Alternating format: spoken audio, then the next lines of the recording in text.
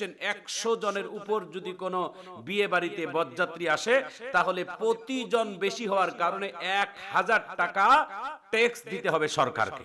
1000 প্রতিজন বেশি হওয়ার কারণে, অর্থাৎ 100 জনের উপর যদি কেউ বরযাত্রী কনের বাড়িতে যায়, মেয়ে পক্ষের বাড়িতে যায়, তাহলে প্রতিজন লোক প্রতি 1000 টাকা ট্যাক্স দিবে কে? অর্থাৎ ছেলে পক্ষের লোকে, মানে ছেলে পক্ষের বাবাকে 1000 টাকা করে দিতে হবে কাকে?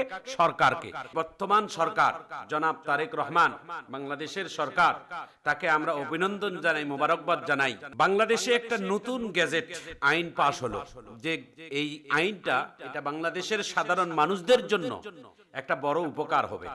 সেই উপকারটা আইনটা কি, এটা আপনারা দেশের মানুষ শুনলে খুশি হবেন। আলহামদুলিল্লাহ রাব্বিল আলামিন। বাংলাদেশের যিনি বর্তমান সরকার জনাব তারেক রহমান, বাংলাদেশের সরকার, তাকে আমরা অভিনন্দন জানাই, মোবারকবাদ জানাই।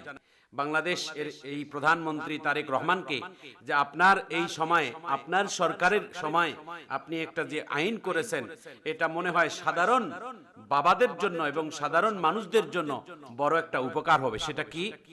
যে বিয়ে ও জন্মদিনে অনেক মানুষ 100 জনের উপর, বিবাহের সময় দেখা যায় যে ছেলেদের পক্ষ থেকে ঘোষণা আসে যে আপনারা বরযাত্রী কত আসবেন, বলে যে বরযাত্রী আমরা 80 জন আসব, সেখানে বরযাত্রী পরবর্তীতে দেখা যায় 200 জনের উপর আসে।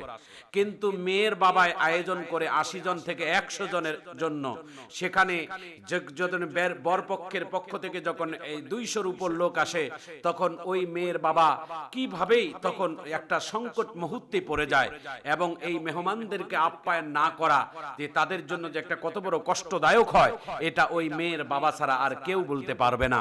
প্রিয় বন্ধুরা আমার দেশে সব থেকে নির্যাতিত হয় এই মেয়ের বাবাদেরকে বিবাহের নামে।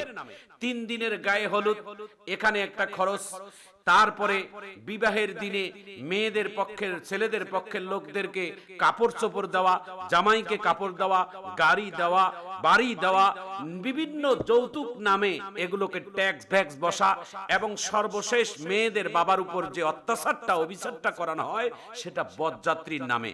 বরযাত্রী সেটা আসার কথা 90 থেকে 80 জন, 80 থেকে 90 জন, এখানে 2 থেকে 250 লোক এসে বর অর্থাৎ কনে পক্ষের অভিভাবক এবং তার বাবাদেরকে, মেয়ে পক্ষেদেরকে বিপদের মধ্যে ফেলিয়ে দেওয়া হয়। কিন্তু ইসলাম শরীয়ত কি বলে? ইসলাম শরীয়ত বলে যে মেয়ে, যেই ছেলে বিবাহ করবে, সেই ছেলে দাওয়াত করে মেয়ে পক্ষের লোকদেরকে খাওয়াবে। ইসলাম কি বলে? ইসলাম বলে নারীদেরকে, যেই পুরুষে, যেই ছেলেটা বিবাহ করবে, তার 2টা গুণে গুণান্বিত হতে হবে। এক, তাকে আল্লাহ তাআলা মহরনা দেওয়ার সামর্থ্য যতক্ষণ পর্যন্ত যেই ছেলেটার হবে না, ততক্ষণ পর্যন্ত সে যেন বিবাহ না করে, অর্থাৎ মহরনা পরিশোধ করেই মেয়েটাকে বিবাহ করে নিয়ে আসতে হবে। এবং মহরনা কখনো মুখ দিয়ে মাপ হবে না, এটা কখনো মাপ নেই, এই মাপ বলাটার কোনো কথা নেই, এটা বরঞ্চ আপনাকে পরিশোধ করে দিয়েই বিবাহ করতে হবে। প্রিয় বন্ধুরা বাংলাদেশে নতুন একটা আইন করানো হয়েছে। আইনটা হচ্ছেন 100 জনের উপর যদি কোনো বিয়ে বাড়িতে বরযাত্রী আসে, তাহলে প্রতিজন বেশি হওয়ার কারণে 1000 টাকা ট্যাক্স দিতে হবে সরকারকে। 1000 প্রতিজন বেশি হওয়ার কারণে, অর্থাৎ 100 জনের উপর যদি কেউ বরযাত্রী কনের বাড়িতে যায়, মেয়ে পক্ষের বাড়িতে যায়, তাহলে প্রতিজন লোক প্রতি 1000 টাকা ট্যাক্স দিবে কে? অর্থাৎ ছেলে পক্ষের লোকে, মানে ছেলে পক্ষের বাবাকে 1000 টাকা করে দিতে হবে কাকে? সরকারকে। এই আইনটা আমরা বাংলাদেশ সরকার যে করেছেন, এটা যদি বাস্তবায়ন হয়, তাহলে কমপক্ষে মেয়েরা, অর্থাৎ মেয়ের বাবারা, মেয়ের অভিভাবকেরা নির্যাতিত থেকে, নিপীড়ন থেকে একটু রেহাই পাবে। প্রিয় বন্ধুরা পাশাপাশি এই আইনটা আরো কঠোর হওয়া দরকার, যে যারা বিবাহের নামে, যারা যৌতুকের নামে ট্যাক্স বসায়, তার ছেলেকে একটা গাড়ি দিতে হবে, একটা ফ্ল্যাট দিতে হবে, 10 ভরি স্বর্ণ দিতে হবে। এই সমস্ত কাপুরুষ যারা, আমি আর ভাষায় বলে থাকি যারা কাপুরুষ, যারা বিবাহ করার নামে যারা স্ত্রীদের কাছ থেকে, বাবা মার স্ত্রীর পক্ষের কাছ থেকে যারা জোরপূর্বক যারা যৌতুক আদায় করে নেয়, তারা কোনোদিন সুপুরুষ হতে পারে না, এরা কাপুরুষ। এই কাপুরুষদেরকে কঠোর আইনের আওতায় আনা হোক, এমন একটা আইন করা হোক যেন বাংলাদেশের কোন মেয়ে পক্ষের বাবা মারা বিবাহ দিতে গেলে এই যৌতুকের শিকারে যেন না হয়। বাংলাদেশে অসংখ্য মেয়েরা নির্যাতিত হয় এই যৌতুকের কারণে।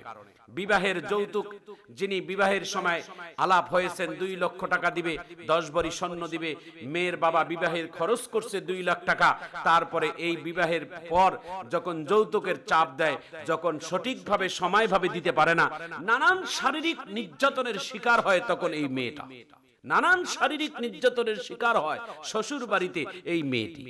এই মেয়েটা কি আপনার বাড়ির কি কাজের বুয়া, নাকি আপনার বাড়িতে কোনো কাজের মানুষ? এটা তো একটা আপনার ছেলের বউ, এটা আপনার জন্য একটা নিয়ামত। আপনি কি টাকার জন্যই বিয়ে করেছেন? নাউজুবিল্লাহ। আপনি শ্রম করতে পারেন না, আপনি ব্যবসা করতে পারেন না, আপনি পানের দোকান দিতে পারেন না, আপনি চাকরি করতে পারেন না, আপনি শ্রমিকের কাজ জানেন না, আপনি কুলির কাজ জানেন না, আপনি অটোরিকশা চালাইতে পারেন না, আপনি রিকশা চালাইতে পারেন না, আপনি মানুষের টাকার উপর কেন নির্ভরশীল হবেন? আপনি নিজে শ্রম করেন। হাদিসে কুরসির ভিতরে পাওয়া যায়, আল্লাহর নবীর একজন সাহাবী বলছেন, ইয়া রাসূলুল্লাহ, ইয়া হাবিবাল্লাহ, সবথেকে উত্তম রিজিক কোনটা? আল্লাহর নবী মুহাম্মদ সাল্লাল্লাহু আলাইহি ওয়াসাল্লাম বলেন যে তার নিজের শরীরের পরিশ্রম করে মাথার ঘাম পায়ে ফেলে যেই রুজিটা কামায়, এটাই হচ্ছে মানুষের জন্য সবথেকে উত্তম রিজিক মহান আল্লাহর কাছে। এই জন্য শ্রমিকের ঘাম আল্লাহ তাআলার কাছে মেশকের ঘ্রাণের থেকেও বেশি দামি। হাদিসে কুরসির ভিতরে পাওয়া যায়, আল্লাহ তাআলা কিয়ামতের ময়দানে 3 শ্রেণী মানুষের দিকে তাকাবেন না। বিশ্ব নবী কিয়ামতের ময়দানে তার উম্মতের পরিচয় দিবেন না। 3 শ্রেণী মানুষকে কিয়ামতের ময়দানে আল্লাহ তাআলা তাকাবেন না, বিশ্ব নবী শাফায়াত করবেন না। তার মধ্যে এক শ্রেণী মানুষ হচ্ছেন যারা শ্রমিককে কাজের সময় কাজে লাগাইয়া আর মজুরি দেওয়ার সময় টানা হেসরা করে, মজুরি দেওয়ার সময় টাল বাহানা করে, অথবা শ্রমিকদের সাথে খারাপ আচরণ করে, গালিগালাজ করে, শ্রমিককে শারীরিকভাবে নির্যাতন করে। আমার বন্ধুরা, কিয়ামতের ময়দানে যারা শ্রমিকের সাথে খারাপ আচরণ করবে তাদের দিকে মহান আল্লাহ তাআলা তাকাবেন না, আর বিশ্ব নবী তাদের জন্য শাফায়াত করবেন না। কারণ রাসূল বলেন, আল কাসিবু হাবিবুল্লাহ, আমি বিশ্ব নবী নিজেই একজন শ্রমিক ছিলাম। কিয়ামত পর্যন্ত শ্রমিকদের বড় লিডার হয়েছিলেন আমার নবী, আপনার নবী, বিশ্ব নবী মুহাম্মদুর রাসূলুল্লাহ সাল্লাল্লাহু আলাইহি ওয়াসাল্লাম। এই জন্য শ্রমিককে কখনো কোনোদিন ছোট চোখে দেখা যাবে না। শ্রমিকের মূল্য অনেক বড় দামি। শ্রমিক হচ্ছেন আমার নবীর বন্ধু।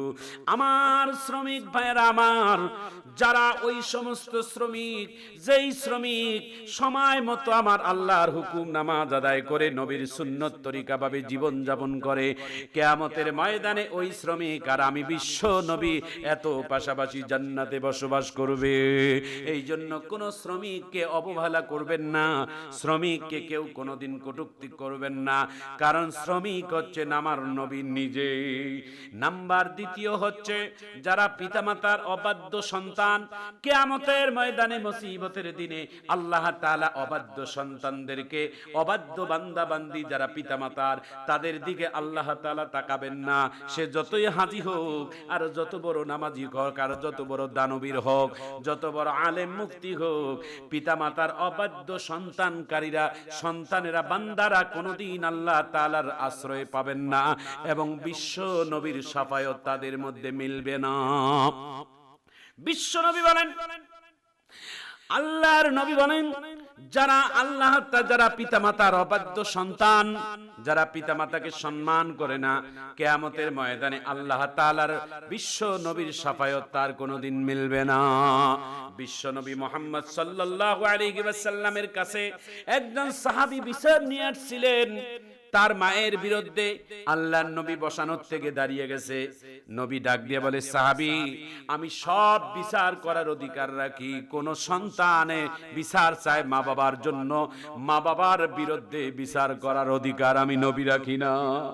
যেই মায়ের সন্তানকে 10টা মাস পেটে ধারণ করলো, যেই বাবায় সন্তানের জন্য মাথার ঘাম পায়ে ফেলে সন্তানের লেখাপড়া খরচ যোগাইলো, যেই সন্তানের জন্য এত কষ্ট স্বীকার করলো, সেই বাবা মার বিচার আমি নবীর আদালতে হবে না। বিশ্ব নবী মুহাম্মদ সাল্লাল্লাহু আলাইহি ওয়াসাল্লাম বলেন, 3 নাম্বার হচ্ছেন যে সমস্ত পুরুষদের টাকনির নিচে কাপড় যায় আর নারীদের টাকনির উপরে কাপড় আসে। এটা কঠিন বড় হাদিস। যে সমস্ত পুরুষদের পায়ের টাকনির নিচে কাপড় যায় আর নারীদের টাকনির উপরে কাপড় আসে, ওই সমস্ত নারী আর পুরুষেরা কিয়ামতের ময়দানে আল্লাহর নবীর শাফায়াত পাবে না এবং আল্লাহ তাদের দিকে তাকাবেন না। এই 3 শ্রেণীর মানুষদের থেকে আল্লাহ তাআলা আমাদের সবাইকে যেন হেফাজত করেন এবং এমন পাপ থেকে আমাদের সবাইকে যেন বিরত রাখা।